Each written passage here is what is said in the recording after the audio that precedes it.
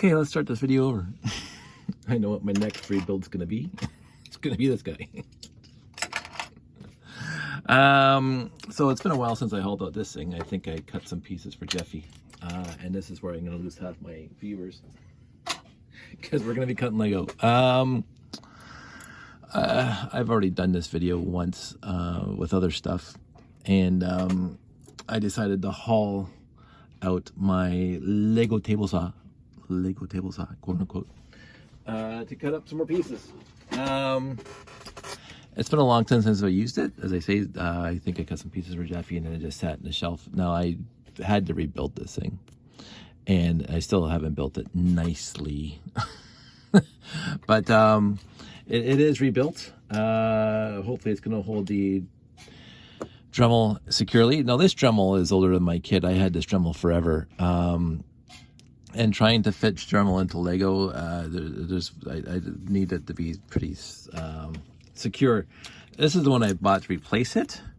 This is a nice little hand unit that I got. Like you can just hold like that. I got this at Home Depot just over 2 years ago. Yeah, I guess 2 years ago before the lockdown. Because I wanted to leave this one in here. So I wouldn't have to keep on taking it apart. So because I am putting these things on the layout now again, and as you can see, this is a 2x2 electric plate that's been cut both ends, and guess what I cut it on? And I'm gonna need more of these electric plates, in order to have the bottom, what the things plug into. So I hold this thing out and I wanted to show you, this is a little T, and you can't, I mean, unless there, so I had to move it over instead. This thing just basically just clears the blade. The blade's not sticking up too high. It doesn't have to. It just has to be over 1 plate thick, and this thing is just over 1 plate thick. Give me a sec.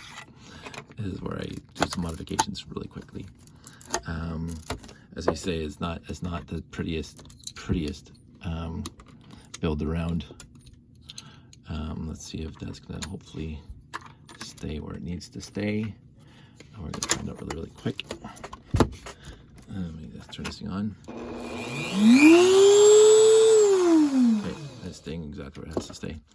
So, and the blade's a little higher now. That's the one thing, these blades are small, but it just has to clear the top here. So the most important thing is to wear your safety glasses, because I know this is a Dremel and don't touch these things when it's spinning. But these things, it's not like a table saw will rip your hand off. If you mistreat it, you'll lose a finger. You'd have to work at losing a finger with this thing. But you could hurt your eyes pretty severely, because this thing is just basically pressed grit and glue, and it will break.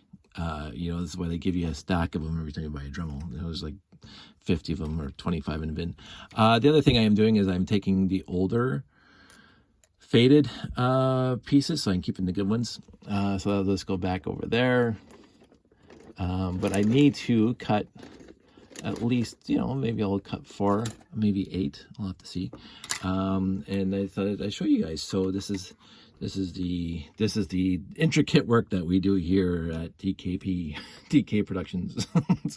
So the other thing is that if you go too slow with the spinning, it takes too long to cut and you'll melt the Lego. If you go too fast, it just vibrates everything apart and it also melts the Lego. So you have to find, I find almost full speed, like there, and then basically.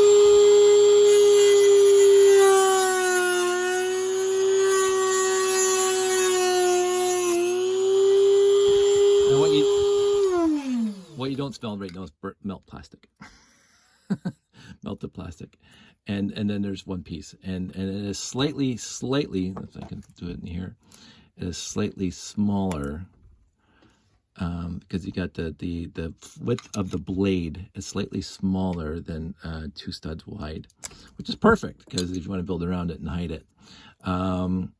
I didn't do the exact center on this one. Usually I try to get the exact center, but I'm too busy talking to try to you know, weasel into the exact center. But let's try the next one.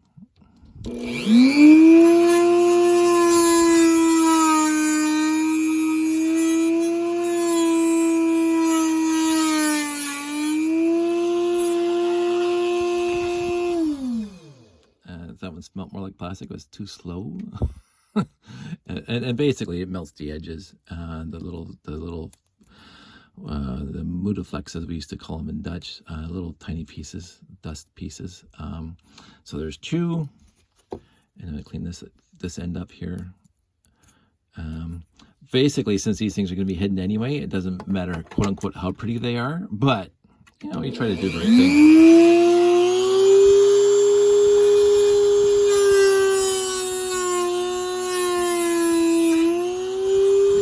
Smoking that one, that's always fun. Yeah, it melted some plastic, but that's perfectly acceptable. And so we now have 4 of these pieces, and then I can solder these wires. I'll nip the light off and I'll solder these wires onto here, and this is the plug-in for Rob Hendricks. So then all of a sudden I got a Rob Hendricks connector to a 2x2 electric plate, and then I'll just go on top of the mock there, and then I'll just be able to sit these things down, boom, and it'll light up. Right now, the thing is, of course, you have to do it because LEDs can only be plugged in one way. Electricity can only flow one way through an LED because it is a light emitting diode, and diodes, for those electronically illiterate, diodes make electricity only flow one way. So it will not flow backwards. So you can wire up an LED or a diode backwards, and if you put power to it, it won't do anything because it'll stop. The good part is that when you put this thing on here and if it's not lit up, you just turn it. Oops, you turn it 90 degrees and it will light up. So you have a 50-50 chance of putting this thing onto this 2x2 properly, because you have 4 directions that it can go on. 2 of them are going to light up and 2 of them are not going to light up. So if it doesn't light up, you just turn it 90 degrees and it will light up. So I don't worry about that because this thing has a swivel on top. So whichever way it sits on the platform underneath, I just turn the lights. So I mean, you could color code it. It's like blue on this side and blue on this side. You could absolutely do that. I'm not worrying about that at all. I am not worrying about that at all. If it's here and it's not working, I go like that, and then just turn this thing like that. Done. So this is the lazy way of doing things. So I'm going to now grab these 4 pieces, and after dinner, I hope, I will be soldering. I have some broken of these lights, but with the good connectors in the end. I'm going to be soldering those to here, and I'm going to be testing out the spotlights on this guy here. So that's not supposed to be there. I had to move him to get access to my table saw, my Lego table saw. So you got to see the saw in action again. Now that I used it again, I really realize, especially with the quick modifications I just did on it, I really have to build it better. Right now it's just a whole bunch of 2x4s and some other minor pieces holding this together. And overall it works. I mean, it does what it's supposed to do, right? But I can build it better, because if this thing breaks, you have to take it apart like I just did.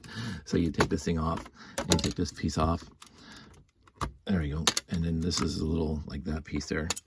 And then it looks like that. And then you have to take this piece off, obviously, because you have to get this blade out, right? And then this thing just comes like that, right? And you put it back in.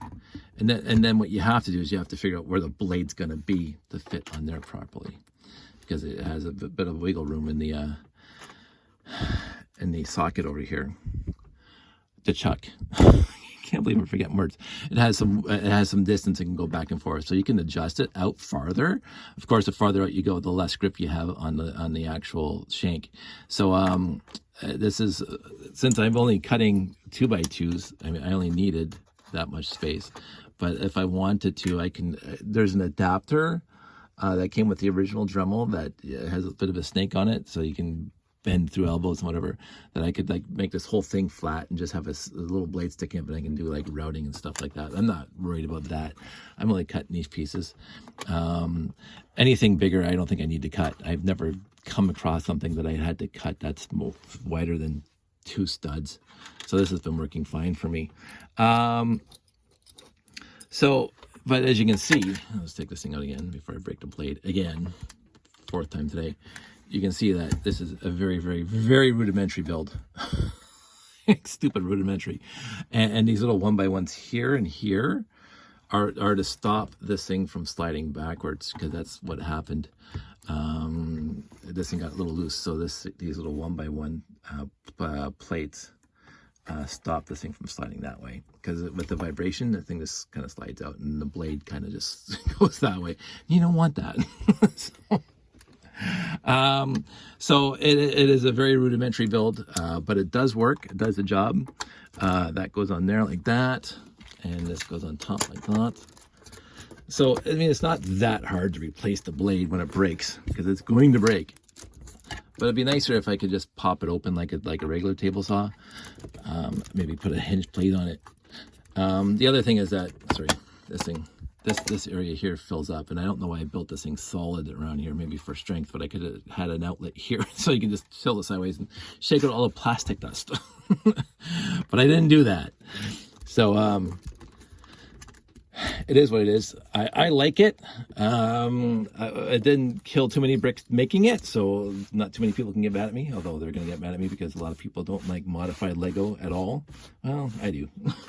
So, I try to keep the modifications down to a minimum. I don't drill too many holes in bricks. I don't wreck too many. I've only wrecked one 8x16 black plate tile so far. And there's no other pieces that are wrecked in there. Right, so it's just this piece here. The rest of them are just sock pieces without any cutting into them. So one modified 8x16, modified being the fact that I cut a hole in it.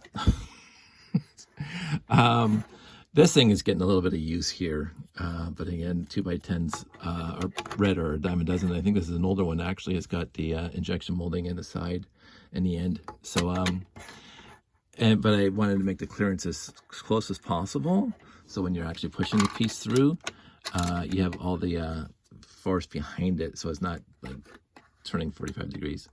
So it does work, and it does exactly what I needed to do, which is this and the other things that I've cut up. And again, I do make it a point to try to keep the modifications down to a minimum. The actual cutting and as some people say, massacring Lego bricks down to a minimum. And that's just because if you can build it without breaking bricks, that's fantastic. And again, what used to happen when I did a lot of modifications on the spaceships to put the Rob Hendricks life lights in the spaceships, my first couple attempts at wiring up a 928, I would rebuild the 928 so I would have as minimum holes as possible, minimum changes, minimum cuts, like using Dremling. Then I got lazy. I just found out it was just easier to drill through 3 plates to get the wire where I needed to go, as opposed to rebuilding it with different kind of plate structure to get the wires where I needed to go. The problem is that I took a 928 apart, one of my third or fourth one, and I'm going, wow, I just wrecked a lot of bricks in this thing. A lot of plates. I drilled through a lot of plates needlessly. And yeah, you can buy those wiring kits now from, I think even Rob Hendricks has those, the nano lights, where you don't have to do any drilling. The wires fit between the plates. It'll actually just go through here, right through the seam. And you can just put the brick on top. They can push them together. That works. I just don't bother. I like these because my hands, the dexterity is not there. I do like these ones, these LEDs with the big wires. And so when I do the wiring, I make the gap big enough to run these wires through, and the lights through. I've got a few videos on that too. But that's it. That's all. I am done, and gonna go out for dinner, and I will talk to everybody else later. And when I get this thing all wired up, I will make another video.